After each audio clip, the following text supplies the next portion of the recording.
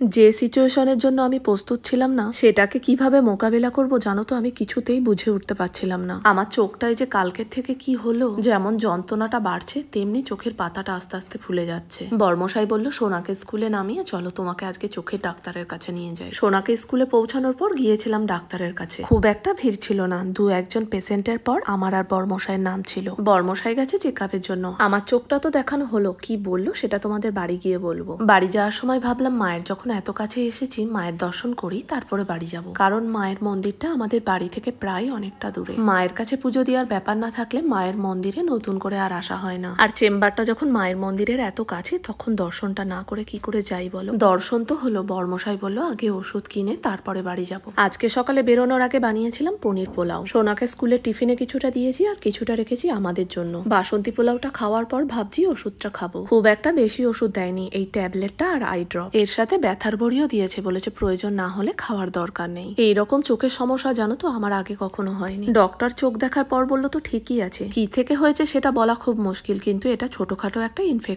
ইনফেকশনের কথা শুনে তো আমার ভীষণ ভয় লাগছিল। এর কারণে আবার আমার চোখটা খারাপ হয়ে যাবে না তো। আমার এরম চিন্তা করা দেখে বর্মশাই বলছে ডাক্তার যেভাবে চলতে বলেছে সেভাবে চলো, আশা করছি খুব তাড়াতাড়ি ঠিক হয়ে যাবে। তাও আমার মনটা জানো তো কিছুতেই মানছে না। আয়নার সামনে দাঁড়ালেই না নিজের মুখটা দেখে ভীষণ কান্না পেয়ে যাচ্ছে। যখন আমার বর্মশাই আর সোনা বলছে এরম কি করে হলো, তখন বললে না আরো বেশি আমার কান্না পাচ্ছে। কবে যে ঠিক হবে আমি জানি না, আর কি থেকেই যে হলো সেটাও আমি বুঝতে পারছি না। যবে থেকে এটা হয়েছে তবে থেকেই আমার মনটা না ভীষণ খারাপ। চোখে গরম জলে সেকটা নিই। তোমরা সকলেই কিন্তু সাবধানে থেকো। তাহলে চলো এখানেই ব্লগটা শেষ করছি, আর যেতে যেতে অবশ্যই একটা লাইক করে দিও।